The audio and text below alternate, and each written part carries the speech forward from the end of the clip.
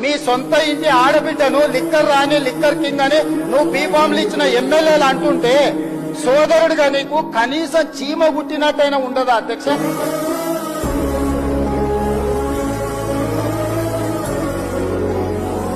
మహిళా సమాజానికి ఒక అవగాహన వచ్చేసింది. వారు ఏ పార్టీ మనిషి, సొంతింటి ఆడబిడ్డ కన్నీటి పెట్టి వీధిలోకి వస్తే ఏ కుటుంబానికైనా మేలు జరుగుతుంది అధ్యక్ష?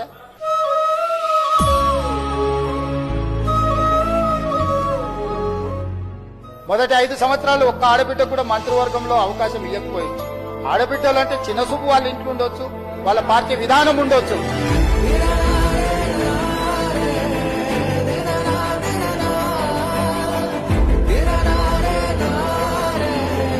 నేను తెచ్చిన మహిళా పాలసీని, మహాలక్ష్మి విధానాన్ని అభినందించాల్సిన బాధ్యత